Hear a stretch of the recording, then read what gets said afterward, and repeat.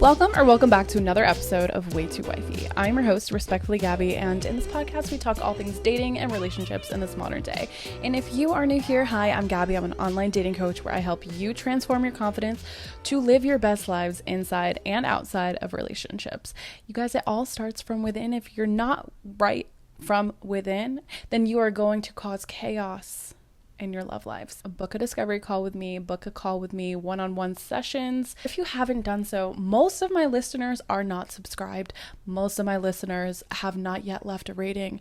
And the small favor that I ask to help me continue this on a weekly basis, the little ounce of keep going, Gabby, keep going. The little ounce that you could do is just hit that thumbs up, leave that 5-star rating, turn your bell notifications on so you'll never miss another episode. The small favor that I ask of you in return for making this content, because you guys, it takes a long time to record an episode, edit it, and post it. The uploads alone take almost 3 hours now. It's getting slower by the day. So if you could, please hit that subscribe, you know what to do. Anyways, let's just hop right into it. We're getting serious. We're getting down to the nitty and the gritty this week because it has come to my attention that it is apparently breakup season right now, and I have had so many clients, friends, I've had so many people fall into breakups or situationship breakups, and sometimes those hurt more than an actual long-term relationship. The reason why I think that situationships sometimes are harder to get over than that long-term relationship that you had was because that long-term relationship had the time to actually play out, and you got to see firsthand that that is not your person. Over time, you've tried to make it work, you've done everything that you can, you know exactly who that person is, and at the end of the day, yes, it's still gonna hurt, right? Because you've been with this person for forever. But the thing with a situationship is that it hasn't fully played out. There are so many what ifs happening in your head. Okay, well, what if I did this differently? Or what if they just changed this one little thing about them? Or what if we could have been the best possible thing? What if our circumstances were a little bit different?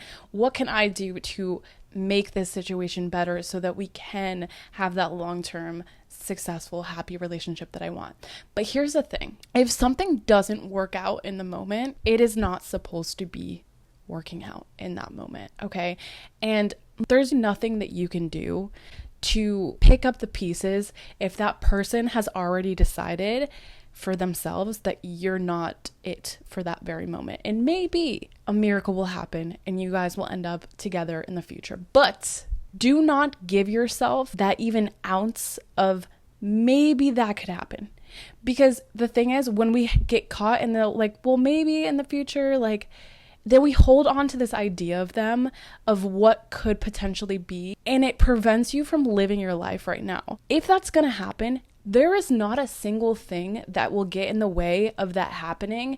It will just happen for you, okay? So stop worrying about it. Stop putting all of your attention, ruminating on this idea that this could possibly be a potential option. Yes, maybe it could be. But the more that you're dwelling on it, the more that you think about this as a potential option still, you are going to drive yourself absolutely crazy. You're going to get stuck on the idea of ending up with them.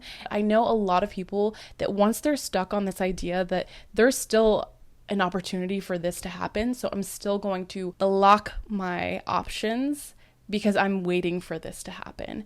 And I know that this is true because I've done this myself. I'm not gonna lie. And then I've also seen so many memes oh, I'm staying loyal to that person that wants nothing to do with me. That's what I'm talking about, okay? You know what I mean. I'm sure you've seen those memes. They're pretty much everywhere at this point. Stop staying loyal to the person that is not choosing you. But I wanted to talk about how to get over that person that you just can't stop thinking about, that person that is so far on your mind. Let's just paint a picture right now, okay? Is this you? And be real with yourself, okay?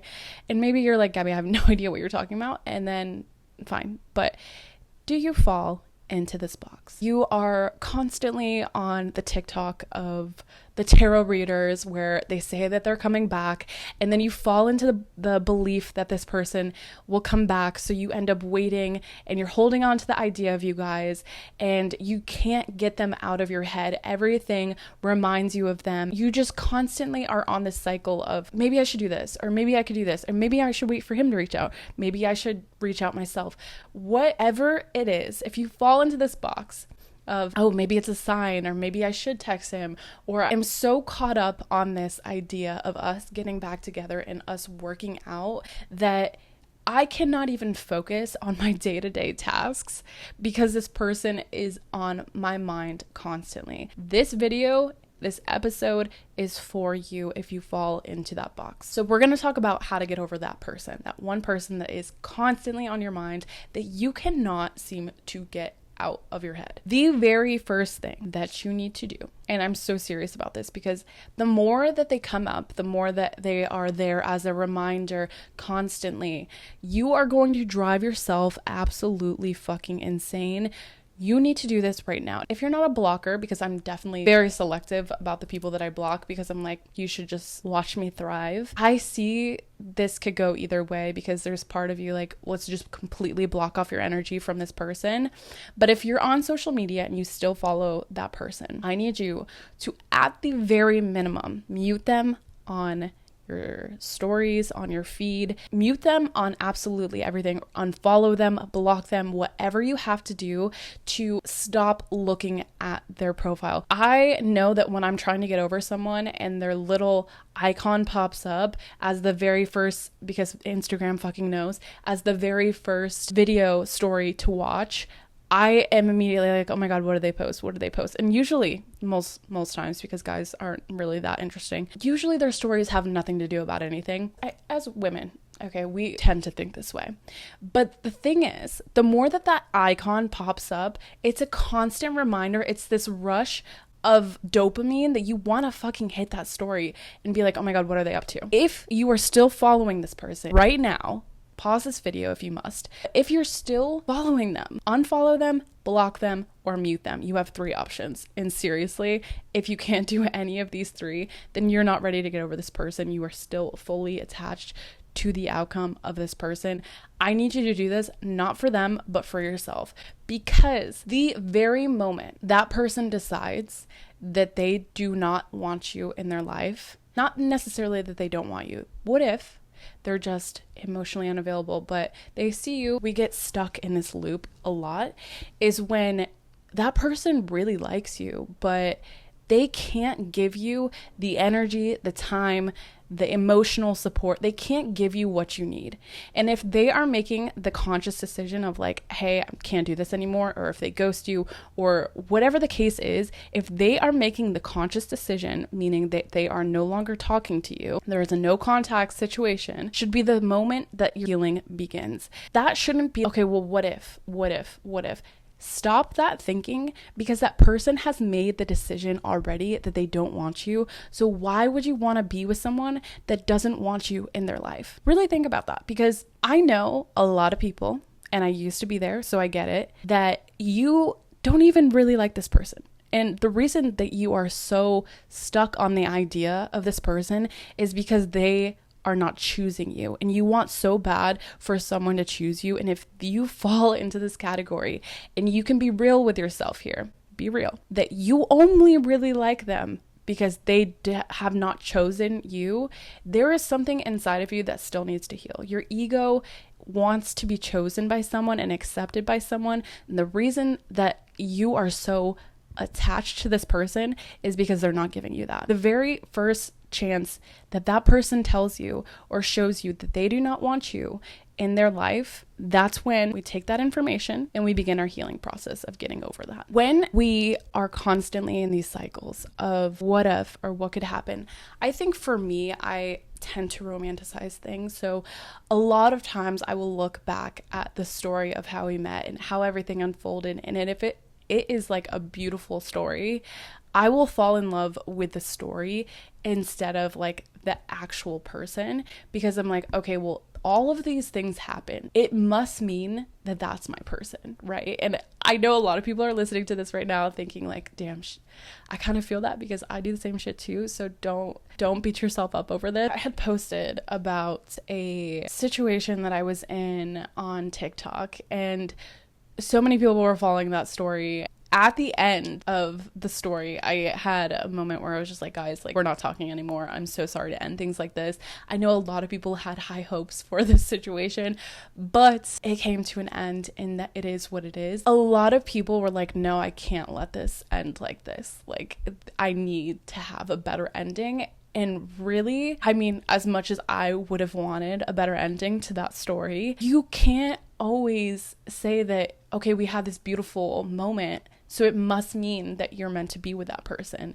I think a lot of people stay in the wrong relationships because they are tied to the story of like, oh, well, we met when we were kids and they were my high school sweetheart, and, you know, our families know each other and all these things. And we get stuck in these terrible relationships that aren't fulfilling and don't give us anything because we're so tied to however you met that person. And it was this romantic falling in love situation, but you're not actually in love with that person. You just love how you met that person. The moment that you're more tied to the story than the actual person, first of all, I get it because like I love the romanticness of life, but you have to be real with yourself. And when you are constantly looking back on all of the things that transpired and all of the events that happened that led you up to you breaking up, or what if I could have done this or said this a different way, or looking back and romanticizing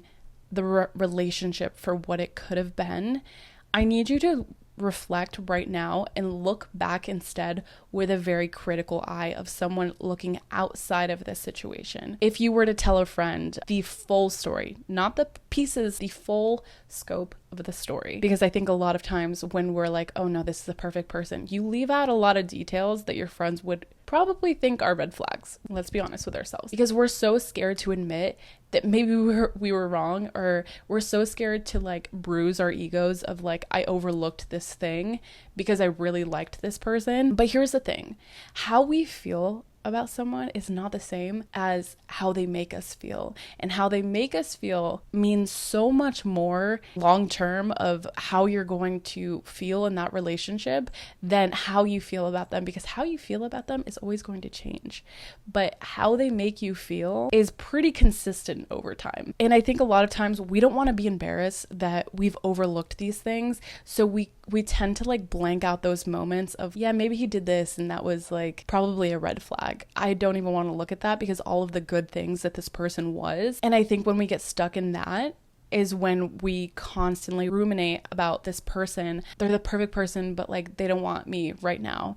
But what if it could happen in the future? First of all, you just admitted to yourself that that person does not want you. And that should be the indication for you to move on. And if you don't move on, you're hurting yourself because that person has chosen that you were not the chosen one for them, right? But you still continue to chase them. And I think that the more you decide to honor the things that you did overlook, the more that moving forward, you're going to pick up on these things early on. Say, for instance, for example, you were dating this guy and he was the perfect guy, but he didn't listen to you. Like he talked over you, but everything else about him was just like so perfect, but you didn't feel like you were heard in any sense. And you felt like he only was talking just to talk. He never listened to you. But in every other sense, you could paint the perfect picture of the perfect person, and that would be him. If this is the case, but there's this one thing that's huge. If that person's making you feel like you're not seen and not heard, but you're overlooking those things, important things, by the way, that are going to cause a lot of issues moving down the line, because he clearly doesn't care about what it is that you have to say or what it is that you think. And yes, you can have the conversation of like, hey, I feel like every time I decide to talk,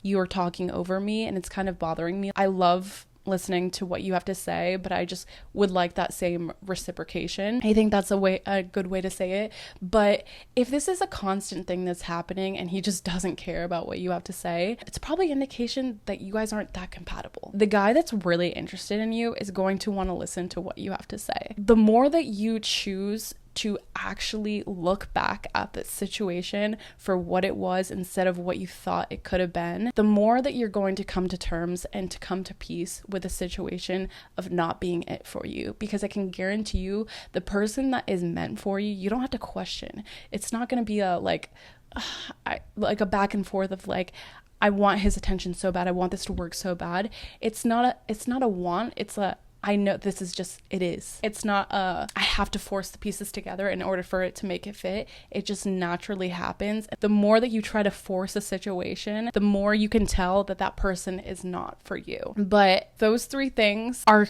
key in order to get someone out of your head, out of your mind.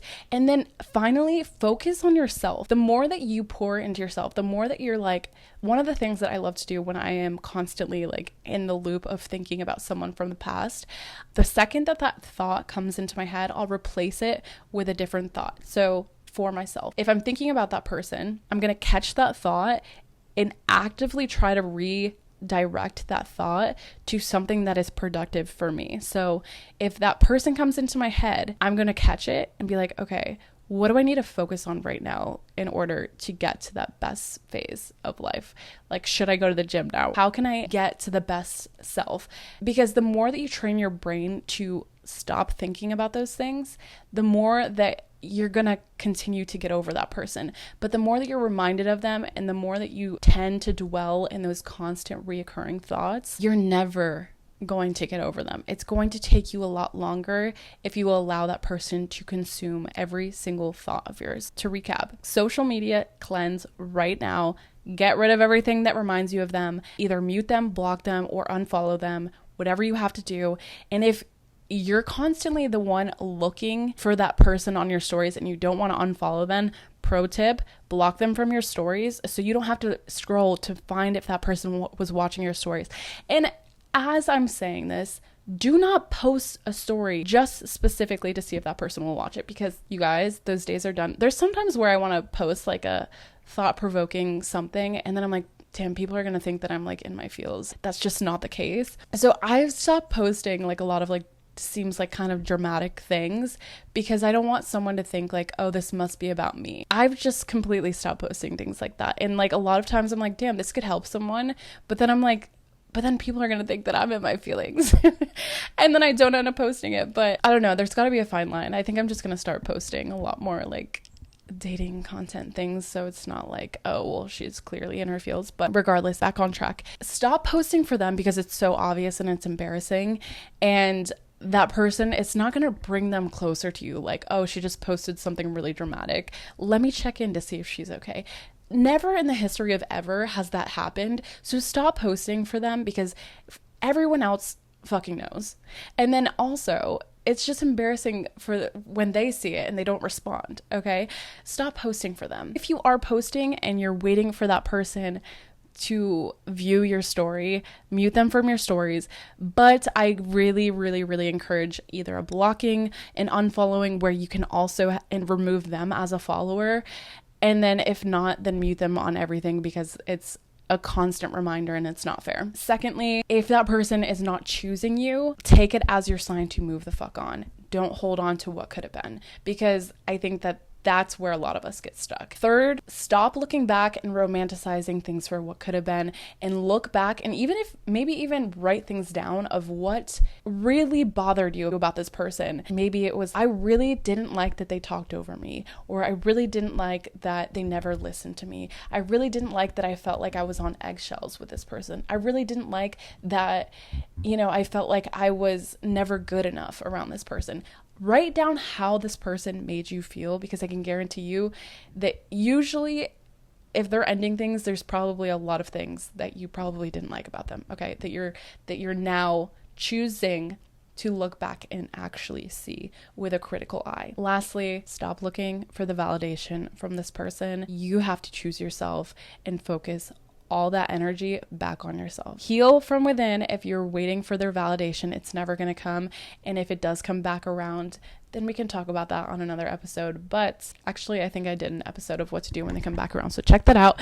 But that is it for this week's episode. I hope you guys enjoyed, and if you could, please leave that 5-star rating, leave that thumbs up. I love you guys. Thank you so much for tuning in every week if you have been, and if you're new here, thank you so much for tuning into this episode, and I will see you all next Tuesday. And by the way, next Wednesday is my B-day. I'm turning 30, and I've already decided on what episode I want to make for that episode.